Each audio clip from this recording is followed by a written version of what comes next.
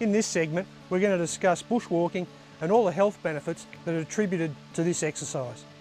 When you decide to start bushwalking, there's going to be a lot of benefits, just apart from the fact that you're getting out and seeing nature. And some of those benefits are going to be the decrease in your chance of heart disease. You're going to start to get blood to flow through the body and obviously minimise the impact of heart disease.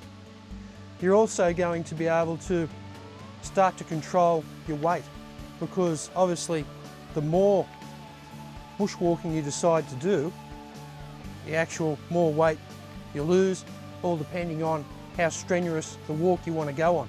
You'll lower your blood pressure, which all works in conjunction with heart disease, and also weight loss. Also lowers the chance of diabetes. When you start to bushwalk regularly and start to do this exercise on a weekly basis, you'll find that you'll start to build muscle tissue in your joints, and you'll start to get greater strength and flexibility through those joints, which will decrease the chance of bone breakages, tearing muscles and things of the like. Most people who suffer from a mental illness have really low fitness levels. One of those ways to start getting that fitness level up and to feel confident about doing it is to get out in the bush and start bushwalking. You can get out with nature and start to reconnect with the birds and the trees, and there's not the hustle bustle of the Sydney and all the noises of the trains and buses. Bushwalking releases a chemical in the brain called an endorphin. And when those endorphins are released, they give you a feel-good sensation right throughout the body. So once you get out there and start to reconnect with nature and the noises and what have you, the more endorphins get released, the better you're going to feel. It's real simple stuff.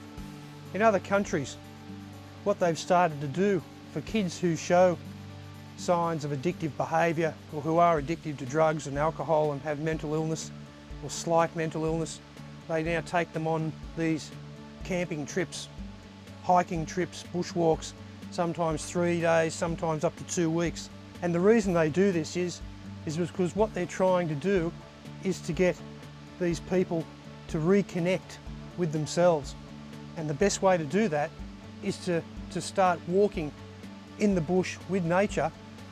The message is with this segment is that if you suffer from any type of mental illness or an addictive behaviour, bushwalking is only going to be a benefit.